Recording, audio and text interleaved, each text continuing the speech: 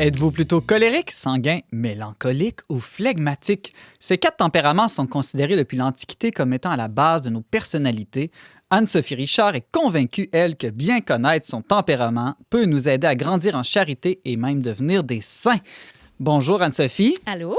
Alors, ça vient d'où ça, les tempéraments? Est-ce que c'est de la nature, de notre ADN? Est-ce que c'est notre éducation? C'est une bonne question. Je pense qu'il y a quand même un côté charnel dans le tempérament. C'est la manière, à prime abord, comment on va réagir aux stimuli autour de nous. Il y a quand même comme un genre de réponse là, aux stimuli extérieurs qui est comme un peu naturel, rapide. Puis, on peut parler un peu de la matière première sur laquelle la grâce va travailler. C'est ça, en gros, c'est ça. Il y a aussi l'habitude de réponse aux stimuli qui est à considérer, c'est-à-dire l'éducation. Ça peut être un mélange de tout ça. Mais je pense qu'il y a vraiment une matière première en dessous de, tu sais, quand on a des enfants, ils ont chacun leur tempérament. Quand j'ai vu le sujet, je me suis dit, tu sais, elle qui a plusieurs enfants, j'imagine que tu as une certaine cohérence éducative et pourtant, il me semble que quand on voit des enfants qui sont tous tellement différents. Tellement différents. Puis c'est pas juste la personnalité avec l'environnement autour d'eux, c'est aussi fondamentalement quelque chose qui est en eux, qui est unique. Parce que vous les élevez plus ou moins pareillement. Oui, mais il faut s'adapter. Il faut s'adapter au tempérament. Il y a des choses, ça marche bien qu'un colérique, puis ça marche pas bien qu'un flegmatique, je suis persuadée. C'est très ancien, cette théorie des tempéraments. C'est pas une affaire de psychologue du 20e siècle. Non, c'est une théorie qu'il y avait même chez les philosophes anciens. C'est pas chrétien, là, je dirais, là, mais c'est des théories qui observent. Dans le fond, tu observes les différents tempéraments dans l'expérience en côtoyant des personnes qui sont pas comme toi sur le long terme, puis tu vois bien que on réagit pas tous de la même manière aux mêmes événements, finalement. Là. Mais les fondements scientifiques anciens de cette théorie-là... Là, non, c'est l'expérience, les trucs des humeurs, puis la bile, chaud, le froid, l'air. On peut reconnaître du vrai dans l'aspect plus personnalité, tout ça, sans vraiment adhérer à l'explication physique. Mais là, tu sais, aujourd'hui, je vais comme vraiment décrire chacun des tempéraments. Vous allez voir, ça fait plus de sens qu'on pense. OK, bien, on n'est pas dans la bile, par exemple. Je les ai nommés rapidement d'entrée de jeu. Le premier, ce serait colérique, je pense. Oui. Hein? Bien, le colérique, c'est un tempérament extraverti. Déjà, tu as des introvertis, des extravertis. Puis c'est quelqu'un qui, en termes de vie intérieure, est plutôt actif dans la raison puis la volonté. Puis il est motivé par l'action, il aime la compétition, il aime gagner. Il y en a qui n'aiment pas ça, la compétition puis gagner. Là. Moi, je suis de celle-là. Toi, t'es colérique? Non, je suis pas colérique. Ben, j'ai des côtés colériques. On a tous un peu de tous les tempéraments. Ouais, on est tous mélangés. Oui, mais on a souvent un tempérament qui est plutôt dominant. Okay. Ça, il faut réaliser. On n'est pas défini complètement par notre tempérament non plus. Là. Okay. Puis on peut échanger, n'est-ce pas? La grâce existe. Aussi, la conscience de nous-mêmes, des fois, nous fait faire des meilleurs choix. Quoi d'autre sur les colériques? Là? Bien, c'est ça, c'est quelqu'un qui est conduit par des idéaux. Il ne montre pas beaucoup ses émotions, mais plutôt celle de la colère. Puis, c'est quelqu'un qui n'est pas trop porté sur le sentimental, mais ça va être un leader, ça va être quelqu'un qu'on veut suivre. Il est très pragmatique, très logique. Fait qu'il y a des forces aussi. C'est pas juste il se met en colère pour tout. Là. C'est aussi on a le goût de le suivre, puis il sait mener les projets à terme. Capable. Puis, des fois, ça y joue des tours parce qu'il peut négliger un peu les sentiments des autres, puis comme juste focusser, se concentrer sur le but, puis oublier comme un peu... les personnes. Les personnes, c'est ça. Est-ce qu'il y a des saints colériques? Oui, Saint-Pierre et Saint-Paul, ça a l'air que c'est des colériques. Oui, intéressant. Oui. C'est des gens qui ont une force intérieure très grande, qui sont capables de beaucoup de choses, hein, qui vont souvent avoir du succès. Fait qu'il y a des forces. Des leaders. Des leaders, oui, c'est ça, des leaders. Puis, dans le fond, il y a des défis aussi qui viennent avec chacun des tempéraments. Fait que quand tu es colérique, ton défi, c'est plutôt l'orgueil. Puis, vaincre ton orgueil, puis vaincre ta colère, qui est souvent ta réponse ultime à tout, finalement. Puis, pour faire cette chronique-là, je me base sur un test de tempérament qu'on peut prendre là, en ligne, là, gratuitement, qu'on va mettre le lien. Puis, il y a un rapport que tu peux acheter sur le site. Puis là-dedans, ils donnent aussi des moyens. Parce qu'ils disent pas juste ton tempérament, puis là, ils te laissent avec tes problèmes. Voici Tiens, tes défauts, tes forces et qualités, puis arrange-toi avec ça. Non, c'est pas ça. Il y a des trucs pratiques dans la prière. Par exemple, le colérique est appelé à faire la litanie de l'humilité, que je connaissais pas, c'est bon pour tout le monde, là, ça, le colérique ou pas.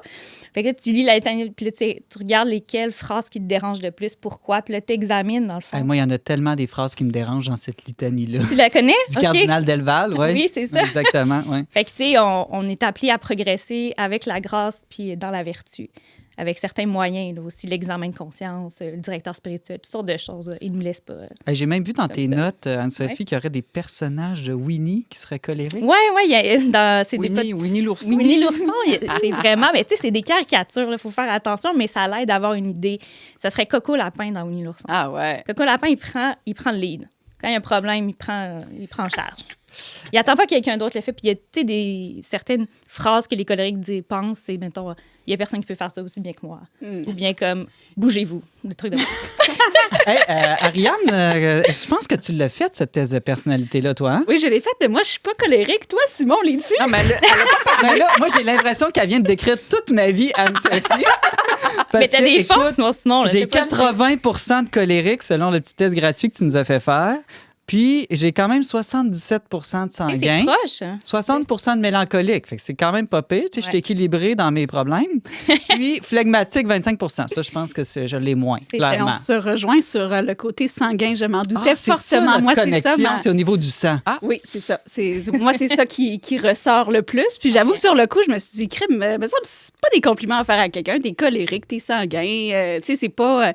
Mais ça, c'est juste un terme. Il faut dépasser le terme. Il faut voir qu'est-ce que ça veut dire être colérique. T'en veux des colériques dans ton équipe. T'en veux des sanguins. T'en veux des flegmatiques. Parle-nous un peu plus des sanguins. Les sanguins, ça c'est un peu... le sanguin, c'est celui qui aime le party. Oui. Le fun, il carbure au plaisir. C'est quelqu'un qui est joyeux naturellement, puis qui est sensible, qui va se souvenir des histoires des personnes qu'il raconte. Pas toujours des noms. C'est quoi les défauts des sanguins? Attends, ça s'en vient. Mais les défauts, c'est l'inconstance, le manque de tempérance, des fois. Je dis on parce que moi aussi, je suis sanguine. On a tendance à oublier beaucoup, à s'éparpiller, à commencer plein de choses puis pas les finir. Mais c'est pas nécessairement négatif, dans le sens qu'on n'est pas nécessairement appelé à être colérique quand on est sanguin. Mais dis ça un colérique que c'est pas un défaut, là, de commencer à faire puis pas finir. Là. De quoi? Dis ça un colérique que c'est pas un défaut. Ben pour lui, c'est comme... quand t'es sanguin, tu maries un colérique, des fois... Ça fait des flamèches parce que tu comprends pas comment l'autre fonctionne. Mais c'est pas nécessairement toujours un péché. Des fois, c'est juste une tendance. Des fois, ça devient un péché. L'inconstance. Ça dépend qu'est-ce qu'on fait avec, dans le fond. Exactement. Quoi d'autre? Mais d'être conscient, ça l'aide à savoir ça. Quoi d'autre? Il est docile de nature, il aime être entouré, il aime le monde, il est motivé par la nouveauté. Fait que c'est quelqu'un, des fois, qui va apprendre plein de choses puis qui va les redonner sans nécessairement aller en profondeur dans tout. Mais c'est pas nécessairement négatif, c'est ça l'affaire. Ce serait quoi son défi puis son truc? Ben, son défi, c'est vaincre son inconstance puis son intempérance. I can relate to that. Ariane, puis on s'en regarde. Puis, dans le fond, c'est comme examiner... Souvent, les pensées qui sont derrière les émotions, derrière les émotions, on a des pensées, puis c'est les analyser. Fait que souvent, le sanguin, il va dire « Ah, c'est plate, j'arrête, j'abandonne. » Parce qu'il dit que c'est plate. C'est pas nécessairement plate, pour vrai. Moi, je suis comme... J'ai abandonné plein de choses dans ma vie parce que je trouvais que ça avait l'air plate, finalement. C'est comme commencer un projet, puis quand t'es rendu à 90% fini... j'ai plus de plaisir. J'ai T'as plus de plaisir, besoin d'un j'arrête. colérique à côté de toi qui va te pousser. C'est ça. Oui. Ouais. Et puis, est-ce qu'il y a un saint Oui, et un personnage de Winnie aussi qui serait des sanguins? C'est Tigrou dans Winnie l'ourson. C'est lui qui saute partout, là, qui a tout le temps du fun, tout le temps de bonne humeur. Puis, c'est une caricature, mais c'est ça. Puis les saints, ça serait Saint-Philippe de Néri, Sainte-Thérèse d'Avila. Ah, mais Le sanguin, c'est quelqu'un qui aime beaucoup la beauté, qui a tendance à être un peu superficiel ou vaniteux, là, tu sais. Fait que c'est quelqu'un qui aime... Mais si c'est une beauté orientée pour Dieu, ça devient très positif. Voilà. Ah. Hey, Sébastien Gendron, t'es silencieux. Est-ce que On c'est dirait la que tu te reconnais colère pas qui monte dans en ce- toi? Moi, je suis juste fâché. Là, Oh!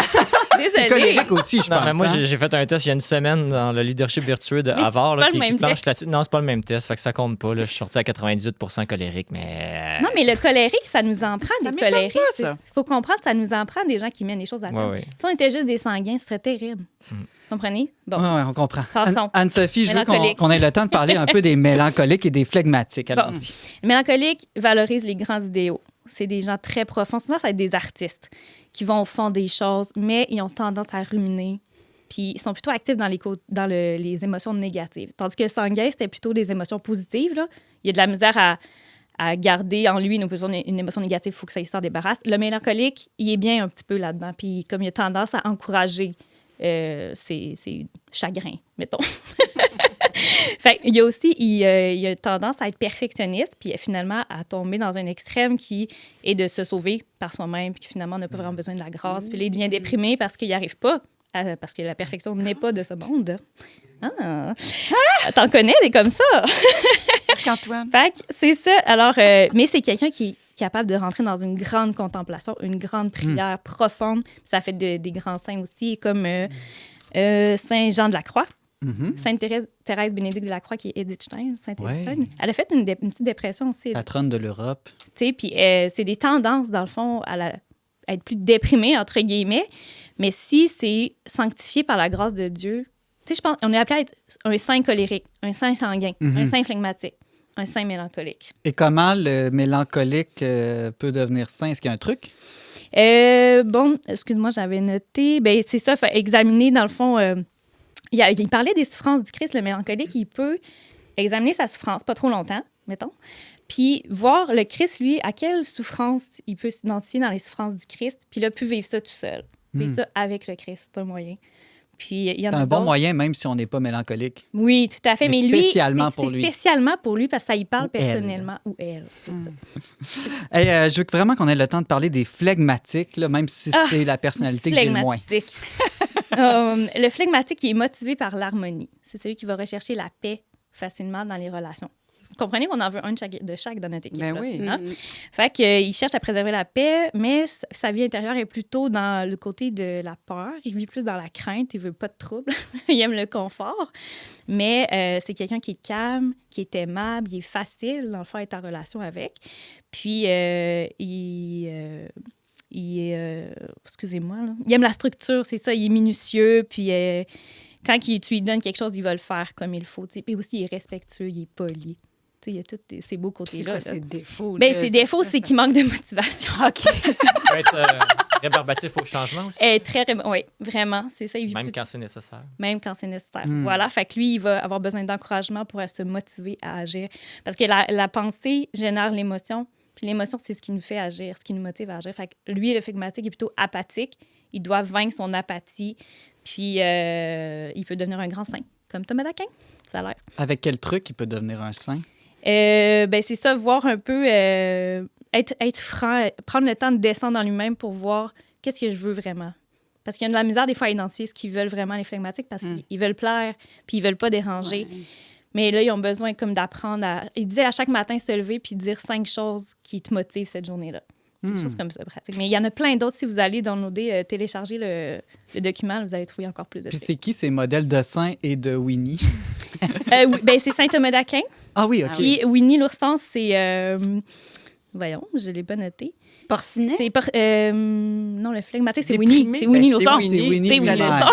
Mais on a- Winnie, il est toujours Il est tout le déprimé. temps. Ben, il est comme. Il est Ben, juste. Il est lent. Dans le fond, le flegmatique, Oui. il répond lentement aux stimuli ou pas.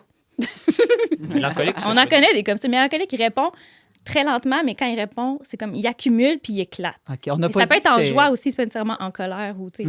Mais il a tendance à ruminer le mélancolique, puis comme il accumule doucement, ou il a besoin de temps de silence pour pouvoir comme processer, je dirais, les événements puis tout ça. Le sanguin, il répond rapidement, mais sa réponse est de courte durée. Le colérique, il répond rapidement, puis sa réponse est longue, de longue durée, dans le fond.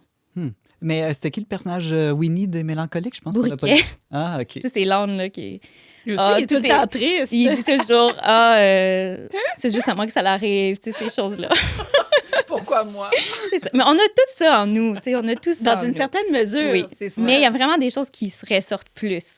En terminant, Anne-Sophie, est-ce que ça sert juste à mieux se connaître ou ça peut servir, je dirais, pas juste à soi, mais aux autres aussi, de connaître son tempérament? Oui, je pense que la conscience de nos faiblesses et de nos forces, je pense que c'est toujours un plus si c'est fait avec la miséricorde, là, si on accueille la miséricorde de Dieu. Mais aussi avoir de la miséricorde pour les autres. Là. Moi, je sais qu'un flegmatique, je comprends pas ça. Je comprends juste pas comment ça fonctionne. De lire ça, de comprendre, ça m'a aidé avec les flegmatiques autour de moi à les aimer. À moins juger. Oui, à moins juger, puis dire, mais ils ont le droit d'être flegmatiques. J'ai le droit d'être sanguine puis de pas finir tous mes projets, par exemple. Mais, tu sais, un flegmatique a le droit d'avoir besoin de temps, tu sais, pour... ou trouver sa motivation. Je pense que c'est un appel à la miséricorde. Je pense pour soi-même, pour les autres. Puis, ultimement, c'est un service. Hein? La vie chrétienne, c'est un service. Fait que tout au service de Dieu puis de l'Église. Et C'est notre tempérament. la question ultime, Jésus, lui, c'était quoi son tempérament? Bien, Jésus avait juste des vertus. Fait qu'il avait comme toutes les vertus de tous les tempéraments. C'est sûr. Aucun Je point le négatif. savais. Ouais. Même quand il Fait que flippe faut- des tables, même quand il pleure, même que... Ben, en fait, le doux, c'est celui qui sait se mettre en colère au bon moment. Dans les vertus, là. Fait que oui, tu sais, quand il flippe des tables au temple, ben, sa colère est justifiée. Il le fait Elle est doucement. juste. Une sainte colère. Voilà. Doucement. C'est fascinant, c'est intéressant. On va mettre en lien, comme tu as dit, le site Internet auquel tu réfères Oui. pour faire le test et trouver des ressources pour apprendre à devenir sain, non pas malgré, mais avec son tempérament. Anne-Sophie Richard, chroniqueuse pour On n'est pas du monde, merci beaucoup De rien. et bonne semaine sainte de conversion. Toi aussi.